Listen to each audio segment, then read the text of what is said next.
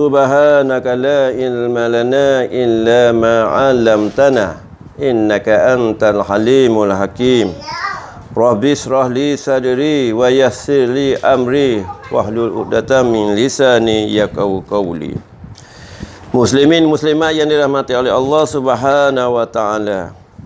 Hari ini kita telah masuk hari raya, iaitu hari yang ketiga bagi umat Islam merayakan kemenangan yang selama ini kita sebulan menyambut bulan Ramadan dengan penuh kesabaran. InsyaAllah pada hari ini kita meraihkan kemenangan. Marilah kita bertakbir. Allahu Akbar, Allahu Akbar, Allahu Akbar, Allahu Akbar. La ilaha illallah, wallahu Akbar. Allahu Akbar walillahil hamd. Muslimin muslimat yang dirahmati oleh Allah Subhanahu wa taala. Marilah kita mengambil sedikit pengajaran untuk melihat akhirat kita. Walaupun kita duduk selama ini di atas muka bumi Allah, banyak kita melakukan amal-amal yang soleh. Marilah kita terus ke depan untuk melakukan apa nama yang kita panggil ialah berjihad di jalan Allah Subhanahu wa taala. Pagi ini kita milih sebuah tajuk 7 pemerintahan ketika manusia melalui siratul mustaqim. Mereka ini akan menghadapi 7 sekatan, dan setiap sekatan itu ada soalan-soalan dan pemeriksaan yang dilakukan terhadap manusia yang mana manusia terpaksa melaluinya. Di antara perkara-perkara yang mesti diimani oleh setiap orang mukmin itu ialah mengenai siratul mustaqim, iaitu satu titian yang merentangi neraka jahanam itu ke syurga Allah Subhanahu taala. Jadi manusia ni tidak ada keterkecuali daripada melalui titian siratul mustaqim tersebut, di mana titian siratul mustaqim itu dinyatakan oleh ulama bersepakat titian itu amat halus daripada rambut dan dia lebih tajam daripada mata pedang. Dalam hal ini Allah berfirman, Bismillahirrahmanirrahim, wa in minkum illa wariduha kana 'ala rabbuka atman ma'diyah.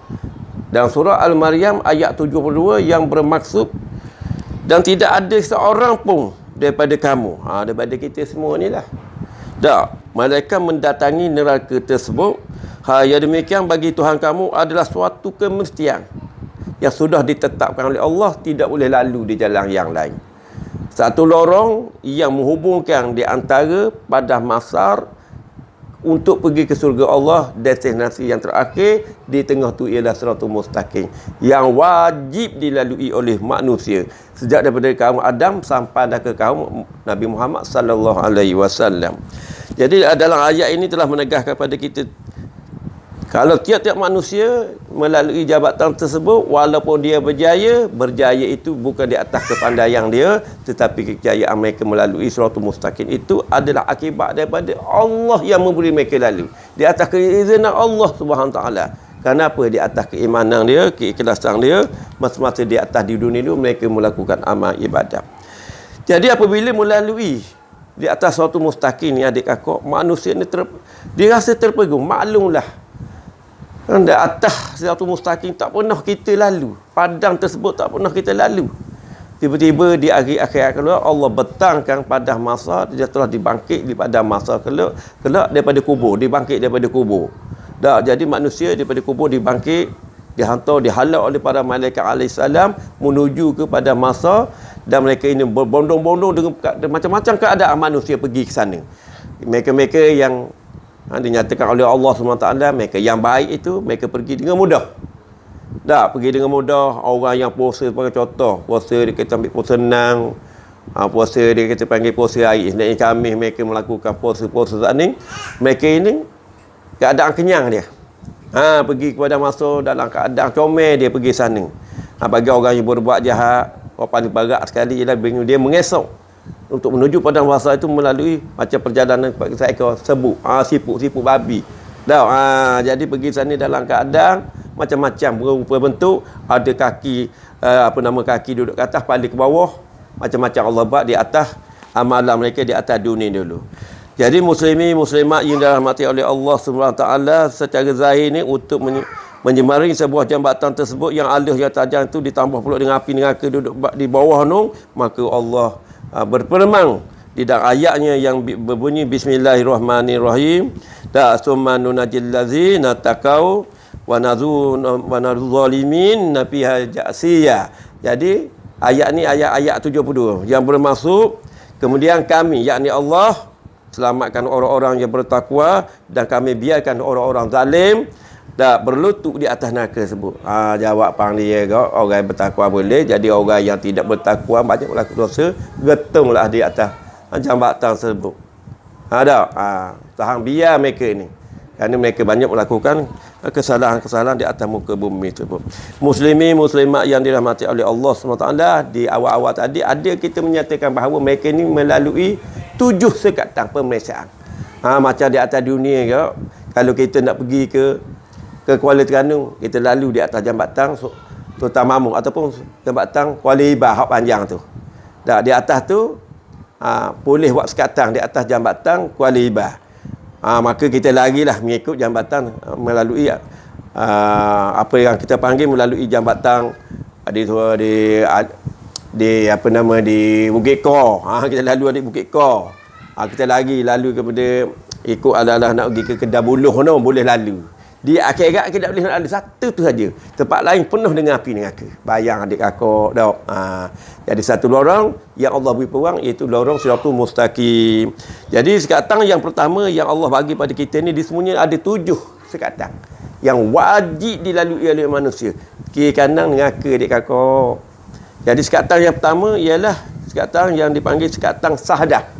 Sekatan sahdah ni adik kakak, dia ni merupakan sekatan yang Allah nak tanya dia berkaitan dengan sahdah akidah dia masa di zaman hidup dulu.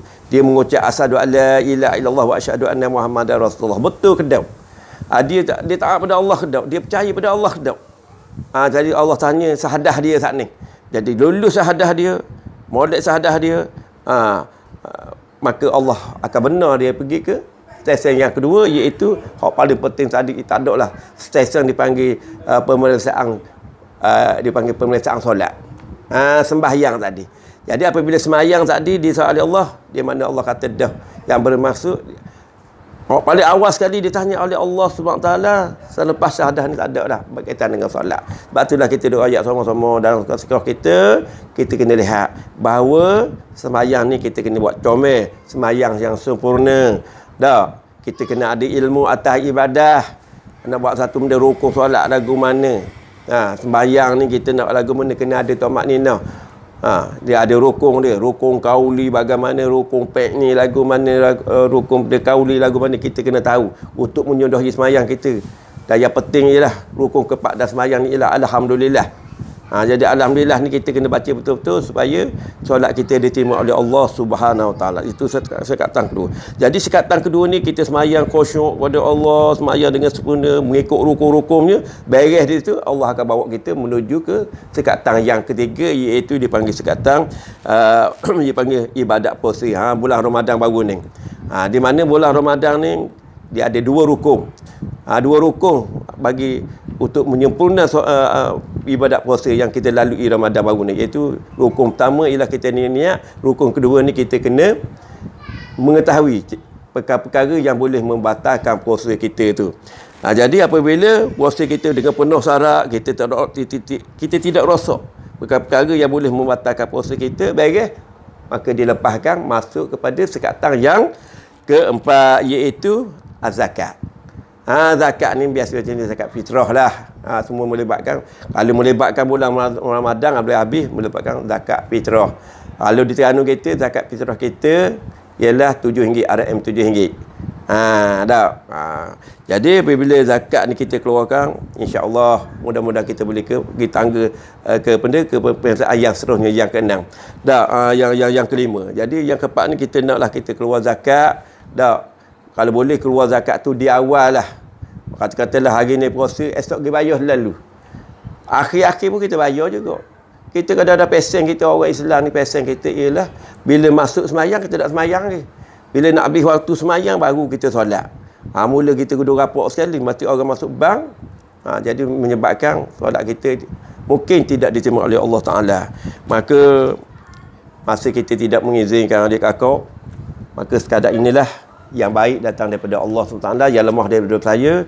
Maka kita akan menemui lagi di sesi yang tazkirah kita yang akan datang dengan ucapan kita akan bertemu lagi insya-Allah. Wabillahi taufiq wal hidayah. Assalamualaikum warahmatullahi wabarakatuh. Insya-Allah.